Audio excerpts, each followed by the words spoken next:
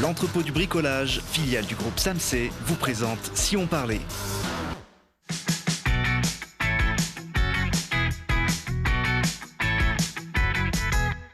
Allez, bonjour à tous, bienvenue dans Si on parlait, l'émission qui vous donne la parole chaque jour pour savoir ce qui se passe près de chez nous. Et aujourd'hui, si on parlait des rencontres montagne et sciences avec l'exploration de mondes perdus, une collecte mondiale d'archives glaciaires et les impacts du réchauffement climatique sur nos montagnes. Et pour parler de ces sujets, je reçois Marie Dumont, chercheure au Centre d'études de la neige de Grenoble. Bonjour. Bonjour. À côté de vous, notre Marie Van Den Boom. Bonjour. Bonjour. Vous faites partie de l'association Nature Révolution, basée ici à Grenoble et qui rayonne un petit peu partout sur la planète. Également avec nous, Joël Savarino. Bonjour Joël. Bonjour. Directeur de recherche au CNRS, vous êtes chimiste de l'atmosphère et de la glace. Exactement. Et puis, dernier invité de cette émission, Éric Larose, organisateur des rencontres Montagne et Sciences. Bonjour. Bonjour. Les rencontres Montagne et Sciences qui auront lieu les 8 et 9 novembre au Palais des Sports de Grenoble. Pendant les rencontres Ciné-Montagne, c'est un peu un événement dans l'événement. Oui, c'est ça, c'est qu'on s'inspire de la philosophie du Ciné-Montagne, qui est d'abord un festival pour se faire plaisir, de beaux films, de films d'aventure souvent sportives. Et on s'inspire un petit peu de cette philosophie-là pour rajouter le vendredi après-midi et le samedi après-midi des films qui ont une dimension un petit peu culturelle, scientifique, pour essayer d'éveiller l'intérêt auprès du grand public sur une facette de la montagne qui n'est pas uniquement sportive, mais qui peut être dans la découverte, l'exploration. Il y a encore beaucoup de choses à découvrir en montagne. Avec le même principe que les rencontres Ciné-Montagne, c'est-à-dire on projette des films et ensuite derrière, il y a les acteurs de ces films qui viennent échanger. Les acteurs, ça va être les ingénieurs, les scientifiques, les réalisateurs parfois, qui viennent effectivement monter sur scène et puis répondre à un certain nombre de questions pour rencontrer le public. C'est vraiment la même philosophie que le soir. Alors pour vous prouver que les films scientifiques, ça peut être aussi du grand spectacle, voilà la bande-annonce de ces rencontres Montagne et Sciences.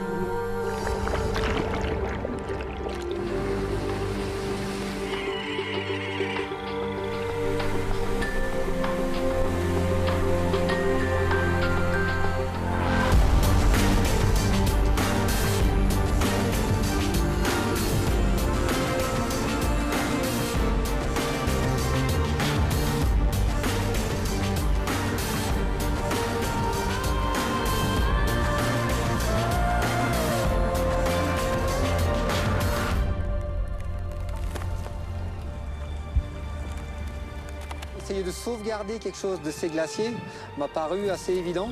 Je me noie, viens là. C'est le summum de ce que tu peux vivre quand tu fais de l'observation de l'ours, quoi. Petit aperçu de la programmation 2019, c'est assez varié. Oui, c'est toujours varié. On a essayé d'aborder toutes les thématiques possibles, en tout cas avec les films qu'on peut obtenir. Voilà un petit clin d'œil cette année. On ne parlera pas que des sciences dures, des sciences de l'environnement, on parlera aussi d'histoire, puisqu'on va revivre la bataille de 1515 de Marignan avec la traversée des Alpes d'une équipe de scientifiques historiens. En armure, on a vu quelques images. Exactement. On a eu l'occasion de les recevoir sur ce plateau, Stéphane Gall notamment et Patrick Seria, avant qu'ils partent. Donc là, on aura le résultat pendant l'événement. C'est des bons communicants, les scientifiques, Éric ? Pas forcément. Parfois oui, parfois non, mais ça, c'est pas forcément leur rôle numéro un. Pour communiquer, les scientifiques, ils peuvent s'appuyer sur des journalistes, sur des réalisateurs, et l'objet, c'est de montrer des beaux films à la fin. Et en général, en tout cas, les scientifiques qu'on accueille sur scène, les scientifiques qui sont sur les films qu'on présente, ils jouent le jeu et ils jouent plutôt bien le jeu. Donc voilà, le résultat est plutôt plaisant et c'est assez fascinant de voir cette facette d'un métier autour de la communication, du cinéma, du film, que les scientifiques n'ont pas forcément dans leur métier, mais ça fait partie aussi de ce que la science peut apporter. Marie, en tant que scientifique, vous aimez communiquer ou c'est un peu une contrainte d'expliquer, de vulgariser ce que vous faites Non, c'est pas du tout une contrainte. Après, c'est pas forcément facile. Des fois, en tant que scientifique, on a le souci d'être exact, être juste, avoir les bons chiffres, etc. Et on n'ose pas sabrer ou prendre des raccourcis, alors qu'en fait, si on veut que tout le monde comprenne, il faut que... Oui, on est obligé de synthétiser ou de résumer les choses. Vous présenterez le film qui s'appelle Les Sommets du Monde, réalisé par Bruno Seda et Jérémy Chenal, sur les effets du réchauffement climatique sur, on va dire, les grands massifs de la planète. Voilà, sur la montagne, les régions de montagne, la cryosphère de montagne et les écosystèmes de montagne. Et où on a un peu des témoins, en fait, de ce que provoque le réchauffement climatique actuellement sur la beauté des systèmes et des paysages en montagne. On parlait justement des belles images. Ce film, c'est d'abord un voyage un peu partout sur la planète. Là, on voit des images du côté de la Norvège. On se balade comme ça sur différents continents. Oui. Pour explorer un peu quelles sont les différentes facettes des effets du réchauffement climatique sur ces différents endroits. Alors pour la petite histoire, moi quand j'ai regardé ce film, alors que j'avais participé qu'à un bout, je me suis rendu compte que j'étais allée dans à peu près tous les endroits qui montent dans le film. Et ça, comme Eric me l'a dit, c'est pas bon signe en fait. Parce qu'on n'y va pas forcément à pied dans ces endroits-là. C'est ça. C'est un film qui reste très optimiste et très positif, et c'est aussi pour ça qu'on l'a choisi, puisqu'il y a des vraies solutions qui sont proposées au fur et à mesure. Voilà, donc c'est un regard positif sur le réchauffement climatique, ce qui est aussi un point qui est important. Oui, parce que c'est un des grands défis du moment, d'arriver à sauver ces paysages, à sauver l'état actuel de notre planète. Est-ce que c'est un défi sur lequel les scientifiques sont optimistes aujourd'hui ? Je pense que chacun a son opinion personnelle. Moi, je reste optimiste. Après, il y a beaucoup de travail, il y a beaucoup d'actions à faire et il faut les faire maintenant, sinon on ne changera rien. Alors, une des conséquences du réchauffement climatique, dans notre région, en tout cas, c'est la disparition des glaciers. Il y en a, je crois, plus de 200 000 au niveau de la planète, des glaciers. Il y en a quelques-uns dans les Alpes qui sont menacés. Le plus emblématique près de chez nous, c'est la mer de glace. Oui, tout à fait. Donc, qui a subi un recul drastique depuis un certain nombre de décennies. Donc, ce qui est symbolisé par des panneaux qu'on voit, on en voit un ici. Alors, on voit, en 1820, elle était là. Voilà. Aujourd'hui, elle est beaucoup plus basse. Et ce qu'on prévoit, c'est que je crois que le chiffre, c'est qu'en 2100, si on ne réduit pas les émissions de gaz à effet de serre, en 2100, 80% de ces glaciers auront disparu. Donc la mer de glace, elle est menacée. C'est un déclin inexorable ou on peut encore éventuellement inverser les choses ? Il y a certains glaciers qui, de toute façon, vont disparaître, certains petits glaciers. Après, on peut ralentir et limiter la casse, je veux dire. La mer de glace, c'est un des rares glaciers dans le monde à être ausculté par les scientifiques depuis un certain nombre d'années. Alors, c'est pas le seul. Celui-là, il est suivi depuis très longtemps, mais il y a beaucoup de glaciers qui sont des glaciers témoins du réchauffement climatique. Dans les Alpes, il y en a 6 qui sont suivis de manière très rapprochée, qui montrent tous la même chose et qui montrent tous un recul qui s'accélère de plus en plus. Ces mesures que vous faites sur les glaciers, c'est pour faire le constat, mais est-ce que les scientifiques sont capables d'apporter éventuellement des solutions pour empêcher ou réduire le réchauffement, la fonte des glaciers ? Il y a toujours des solutions un peu drôles des fois qui sont mises en avant, comme par exemple mettre des bâches blanches sur les glaciers. Donc ça permet de préserver un peu la glace, mais c'est pas une solution qui peut marcher sur le long terme. Les solutions à long terme, c'est de limiter les émissions de gaz à effet de serre, par exemple. Il paraît que si on arrêtait aujourd'hui complètement, alors c'est complètement utopique, mais imaginons qu'on arrête à l'instant toutes les émissions de gaz à effet de serre dans le monde, pour autant le réchauffement climatique il va se poursuivre pendant des décennies. Oui, tout à fait, parce qu'en fait tout ce qui a été émis avant et qui a été emmagasiné comme chaleur dans les terres, dans l'océan, etc., il y a une grosse inertie, donc ça va prendre plusieurs décennies pour que ça s'évacue et que ça revienne à l'équilibre. Ce qu'on fait maintenant va changer ce qui se passera dans 50 ans ou vers 2050, on va dire. Ça veut dire que pour notre génération, c'est pratiquement foutu. On travaille pour les générations futures. On travaille pour nos enfants, voire nos petits enfants. Cette mer de glace, voilà ce que ça pourrait donner éventuellement au-delà de 2050. Il y a eu des simulations faites. Alors pour ceux qui connaissent le site, elle est beaucoup plus bas aujourd'hui. Et elle pourrait remonter comme ça pratiquement jusqu'à la moitié de sa position actuelle. Oui, jusqu'à la confluence du coup des deux glaciers, ce qui fait que deux glaciers qui se touchent presque aujourd'hui seraient complètement séparés au niveau de l'alimentation du bras principal. Chez nous, dans les massifs isérois, il y a des glaciers qui sont en train de mourir. Alors le glacier de Sarenne, par exemple, le glacier de Saint-Sorlin dans les Grandes Rousses, qui subit un déclin très rapide. Je crois qu'ils estiment à 60-80 ans l'espérance de vie de ce glacier. L'arsine a disparu. En Beldon, il en reste encore un petit peu des glaciers, des bouts de glaciers, on va dire? Pas en Beldon, hein, non, pas grand-chose. Non, plus grand-chose. Bon, ça, on ne les reverra pas revenir. Et les scientifiques qui sont bien conscients, peut-être les plus conscients de ce déclin, ont lancé il y a 3 ans un projet depuis Grenoble, depuis le laboratoire grenoblois, un projet qui s'appelle Ice Memory. Joël, quel était l'objectif de ce projet? La mémoire de la glace. Hein. C'est donc un projet qui a pour vocation de préserver des glaces qui sont justement en danger, parce que ce sont des témoins de notre climat passé. Et donc on essaye de les préserver avant que ces glaciers souffrent d'une fonte qui effacerait l'information qui est préservée dans les glaces. C'est quoi l'intérêt de garder ces morceaux de glace? C'est l'intérêt pour les générations futures, là aussi. Il s'agit de leur préserver un matériau, un patrimoine mondial sur lequel ils pourront se pencher et certainement faire des découvertes qu'on n'est pas capable de faire aujourd'hui parce qu'on n'a pas l'instrumentation, on n'a pas les technologies qui seront développées dans le futur. Et donc aussi de s'approprier leur passé historique et de revoir comment les choses ont évolué au cours du temps et éventuellement eux-mêmes apporter des solutions aux problèmes futurs.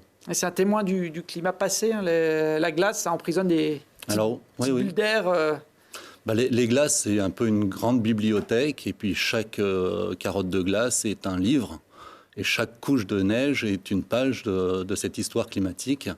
Et donc on a, à travers une carotte de glace, une reconstitution passée de l'environnement local, mais aussi global, tout dépend où est collectée un peu la carotte de glace, qui permet de reconstruire notre climat passé et notre histoire environnementale. Alors ces forages un petit peu partout sur les glaciers de la planète, vous les avez commencés en 2016 ici en France, pratiquement au sommet du Mont Blanc, je crois à 4300 mètres d'altitude. C'est cela, oui, juste sous le sommet du Mont Blanc, la zone s'appelle le col du Dôme. C'est un endroit qui est assez plat, donc qui permet d'avoir une accumulation assez régulière de couches de neige, pas trop perturbée par les écoulements glaciaires, et qui permet donc de reconstituer ce passé climatique. Là, pour l'occasion, c'est à l'échelle de l'Europe. Vous sortez, on appelle ça des carottes de glace, les tubes de glace. Oui, c'est ce qu'on voit là. Vous allez à quelle profondeur sur un glacier comme ça? Alors là, c'est quelques centaines de mètres. Là, on est à 130 mètres, 140 mètres. C'est des glaciers qui sont peu épais quand même, puisqu'il y a un écoulement assez rapide qui empêche une accumulation importante de glace. Mais ça permet déjà de reconstituer à peu près 150 ans d'histoire passée. Aujourd'hui, la glace la plus ancienne sur la planète, on arrive à la dater? Alors la plus ancienne qui était remontée actuellement, c'est le forage d'Epica qui a eu lieu en Antarctique de l'Est, sur le plateau, et qui est daté à 800 000 ans. Il y a un projet de remontée de la glace au-delà du million d'années.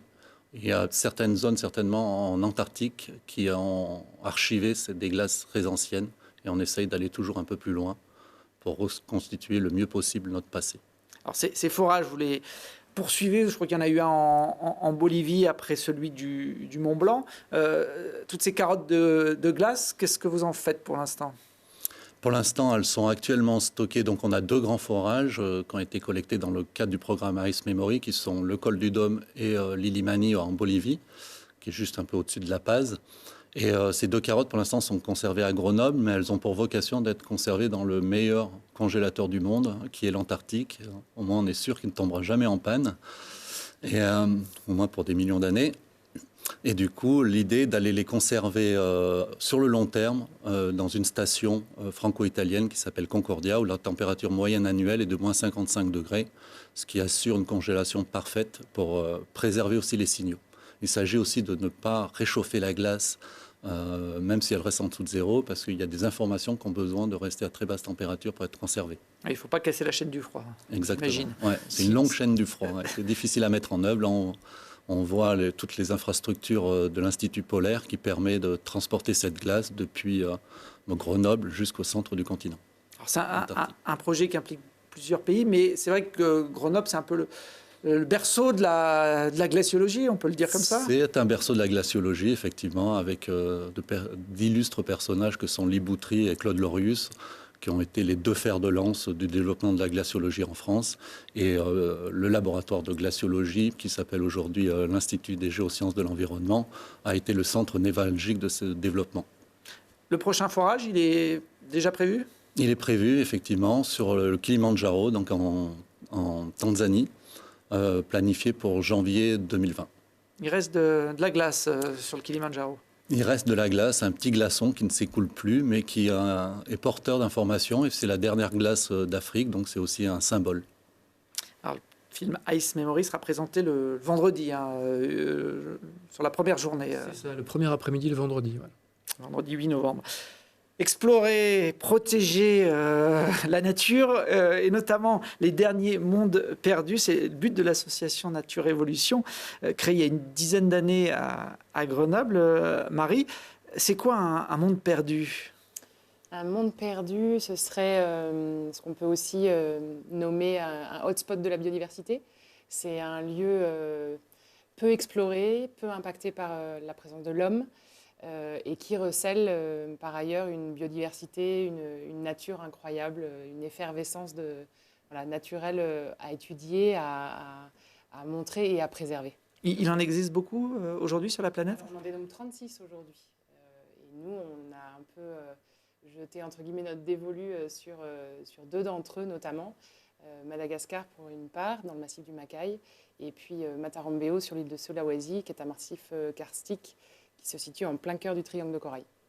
Alors pour ceux qui ne sont pas très forts en géographie, voilà cette petite animation qui situe à la fois l'Indonésie et plus particulièrement donc, ce massif Matarombeo. Si j'ai bien compris, c'est des endroits où l'homme a pratiquement jamais évolué. Oui, c'est souvent ces lieux-là qu'Evra van den Boom, donc le président de l'association et chef d'expédition, souvent jette son regard parce que justement ça l'intéresse d'aller... c'est lui qu'on voit là au milieu de cette nature. Exactement. C'est ces endroits inexplorés, ces endroits difficiles d'accès, ces endroits parfois même menacés. Et en l'occurrence, sur l'île de Sulawesi, en Indonésie, on a plusieurs mines de nickel qui peuvent déjà endommager le paysage et notamment également l'exploitation de palmiers à l'huile. C'est des endroits, on le voit sur ces images, compliqués forcément pour accéder et dans lesquels vous impliquez des scientifiques. Exactement. C'est l'idée que s'est donnée Évrard et Nature Évolution, c'est-à-dire de permettre à des scientifiques de pouvoir mener leur protocole de recherche dans des lieux compliqués et difficiles d'accès et donc de mettre à leur disposition une logistique particulière et de les encadrer, de les guider dans ces lieux extrêmement reculés. Qu'est-ce qu'il y a comme intérêt scientifique sur des sites comme ceux-là ? Des tas, et là c'est pas moi qui pourrais vous en parler le mieux parce que voilà, j'ai pas de qualité scientifique à proprement parler, mais voilà, ça intéresse des tas de personnes, des tas scientifiques de venir jeter un œil sur quelque chose qui n'a pas encore été étudié, notamment une espèce endémique qui peut être d'intérêt notable. Il y a une biodiversité peut-être surprenante, j'imagine, dans des endroits comme ça qui sont encore préservés de l'activité humaine. C'est l'exploration au service de la science, votre concept. Exactement. C'est un des premiers volets qu'on a inscrit dans nos missions, c'est-à-dire de démarrer par une exploration scientifique, mais au-delà de ça, on aimerait bien après mettre en place des programmes de conservation parce qu'on se dit que s'arrêter à juste un inventaire de biodiversité, ça a peu de sens. Une fois qu'on a montré les beautés de la nature, il faut aussi se rendre compte que dans certains lieux, elles partent en fumée et elles sont extrêmement vite dégradées.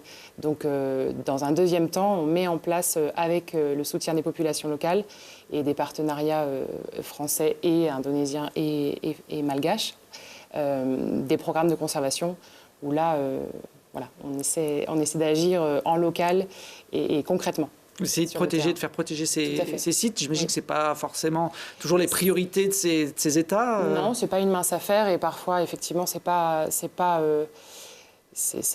l'objectif premier. Ils ont d'autres soucis à gérer. Mais voilà, on essaie de poser un cadre et de les aider, de les accompagner dans cette mise en protection. Parfois, on y arrive, et notamment là, à Madagascar, on a quand même délimité une zone qui est aujourd'hui une nouvelle aire protégée.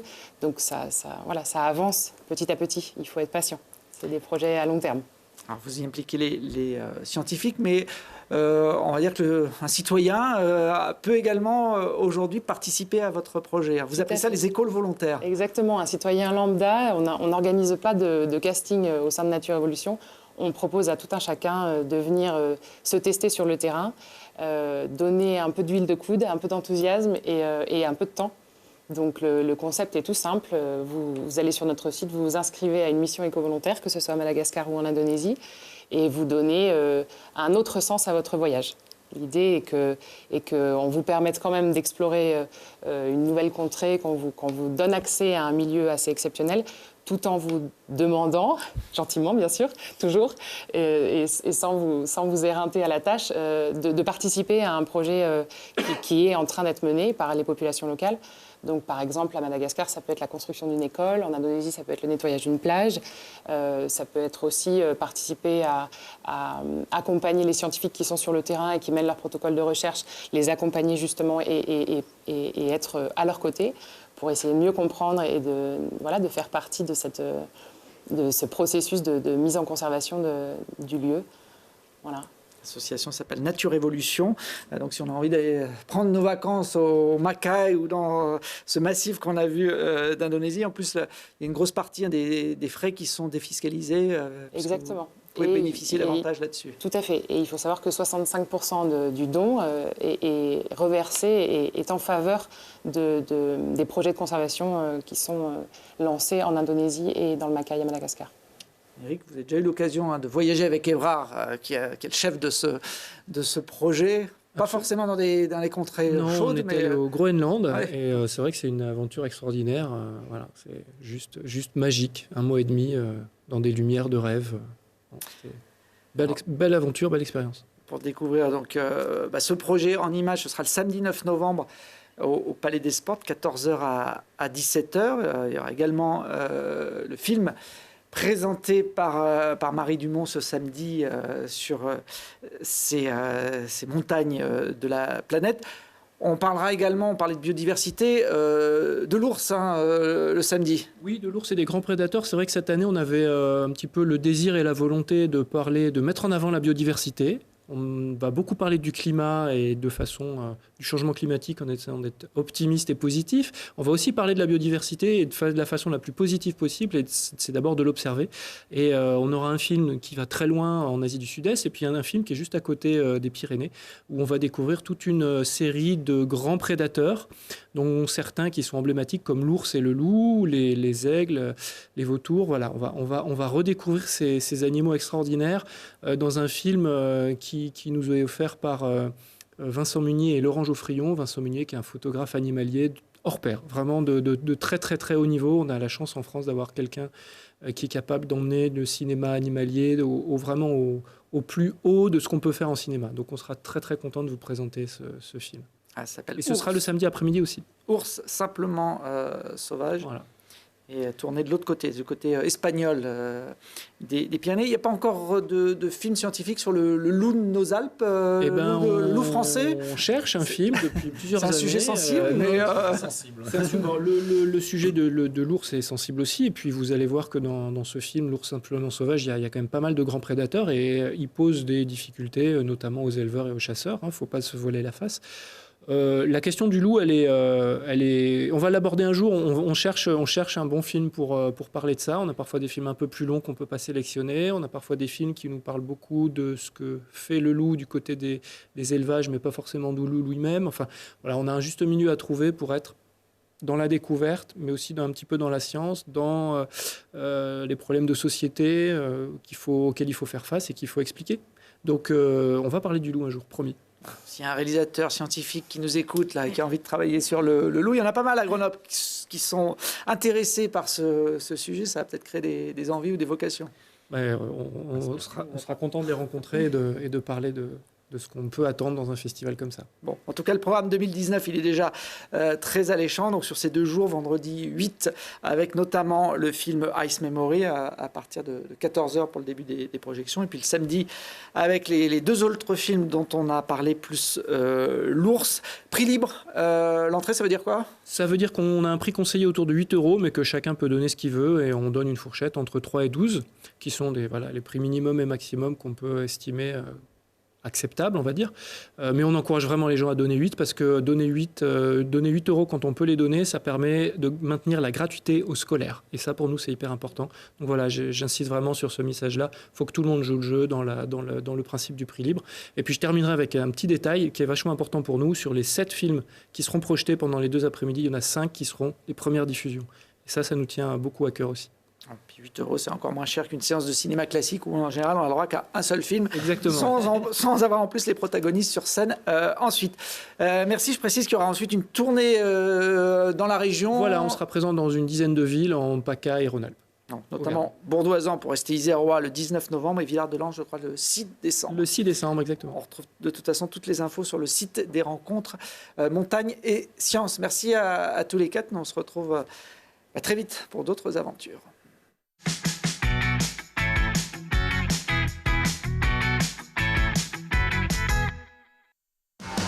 L'entrepôt du bricolage, filiale du groupe SAMC, vous a présenté Si on parlait.